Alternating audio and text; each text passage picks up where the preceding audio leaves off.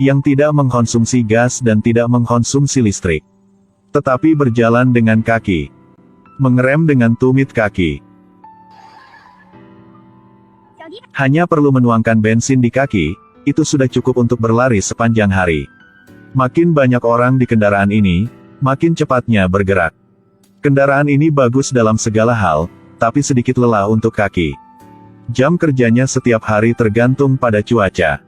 Saat ada sinar matahari, jam alarm akan mengumpulkan sinar cahaya dan bakar talinya sehingga batu yang diikat di ujung tali jatuh di kepala mereka. Cara ini membuat mereka cepat bangun dan tetap terjaga. Ini adalah panggilan bangun yang efektif. Setelah bangun, mandi dengan belalai gajah. Lalu gunakan buaya untuk mencukur. Kualitas hidup orang-orang zaman dahulu memang luar biasa. Sang istri mengeluarkan panci batu besar. Lalu masukkannya telur dinosaurus yang lezat dan bergizi. Fred adalah penjinak dinosaurus profesional yang berspesialisasi dalam ekskavator. Perusahaannya sangat manusiawi. Mereka diberi makan siang dengan paha dinosaurus utuh, harus makan semuanya untuk bisa pulang. Dengan makan malam, mereka diberi makan sepotong iga besar. Jam kerja mereka dari jam 9 pagi sampai jam 9 malam, 6 hari seminggu. Saat jam kerja selesai, burung ini akan berteriak sampai tenggorokannya sakit. Pergi bekerja hanya untuk mencoba. Tentu saja dia akan bergegas pulang seketika waktu kerja selesai. Fred meluncur ke bawah dengan ekor dinosaurus. Lalu duduk di kendaraan yang bergerak dengan kaki. Dia mempercepat hingga 200 tenaga kuda dan dengan cepat melewati gerbang utama. Dia mengeluarkan kartu stafnya dan memberikannya kepada keamanan. Itu adalah akhir dari hari kerja. Setelah bekerja, dia pergi ke ruang betting untuk bersenang-senang. Pertama, biarkan katak bernafas ke tangan untuk meningkatkan gesekan. Kemudian, pegang bola dengan kuat dengan kedua tangan. Angkat pantat. Angkat jari kaki, ambil langkah kecil. Begitulah cara melempar bola dengan benar, tegas dan kuat.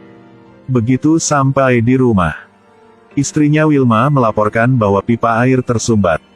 Fred segera bangkit setelah mendengarkannya. Dia berlari ke dapur dan menarik tirai untuk melihat. Ya Tuhan! Hanya sekilas, dia tahu bahwa babi ini memiliki masalah perut. Fred tidak banyak bicara tapi masukkan tangannya ke tenggorokannya dan meraba-raba.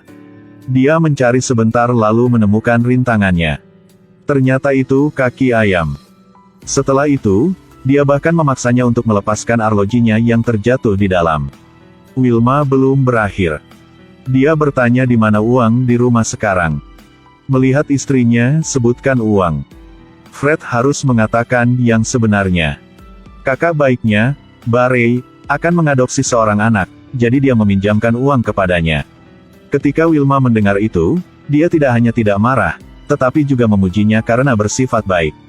Keesokan harinya mereka duduk di kendaraan kaki ke rumah sakit kesejahteraan. Setelah menunggu beberapa jam, kepala rumah sakit menggendong seorang bayi keluar. Barry dan istrinya bergegas untuk melihat. Ya Tuhan! Semuanya tercengang. Mengapa seekor simpanse? Kami nggak bisa membesarkannya. Maaf, aku salah. Ini adalah anak-anak kakek nenek di sebelah. Ini anakmu. Pasangan itu sangat senang dengan anak itu. Dia sudah punya nama, kan? Bam Bam. Nama lengkapnya apa?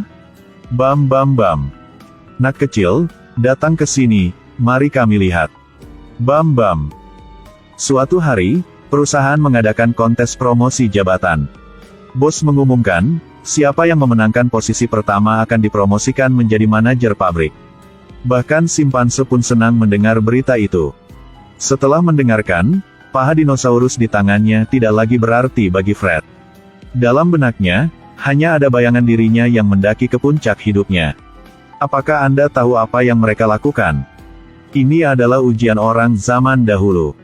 Sebelum ujian, mereka harus mengasah pena agar menghemat energi saat mengukir batu.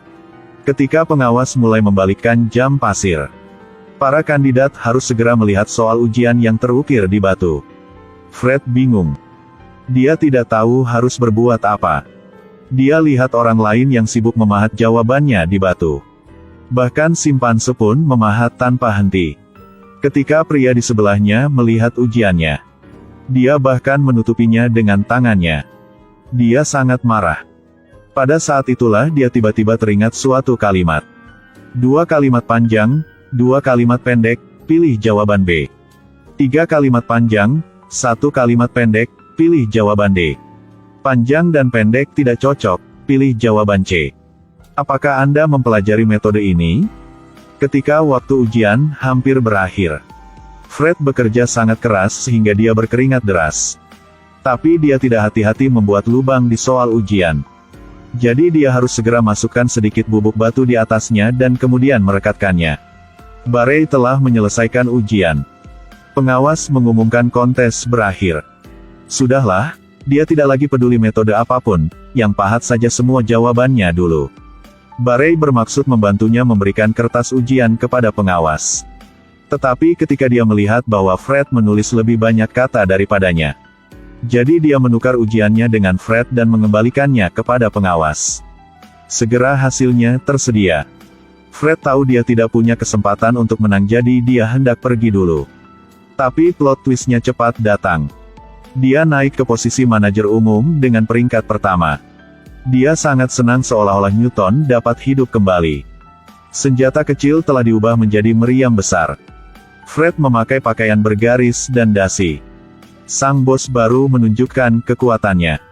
Pertama, dia memecat Barry yang peringkat terakhir.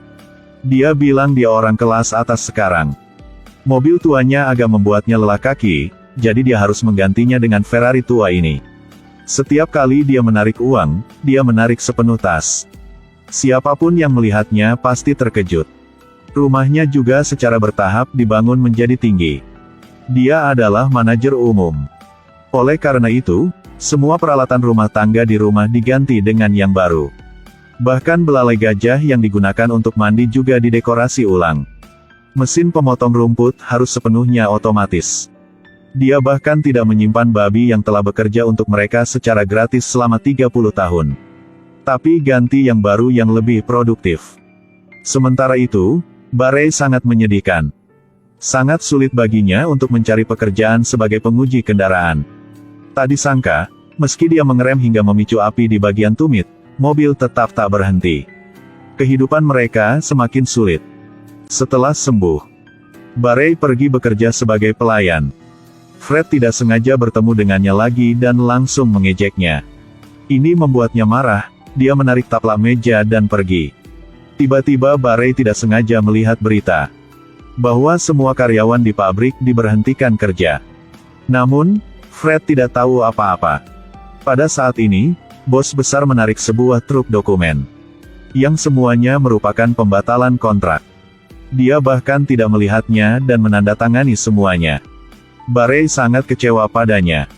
Dia segera berbalik dan menamparnya. Sampai-sampai Fred melihat dinosaurus terbang di sekitar kepalanya. Kemudian keluarga mereka berkemas dan pergi pada malam hari. Tapi Fred masih tidak menyesal, membuat Wilma sangat tidak sabar. Dia memecahkan lampu malam dan kemudian TV batu 80 inci.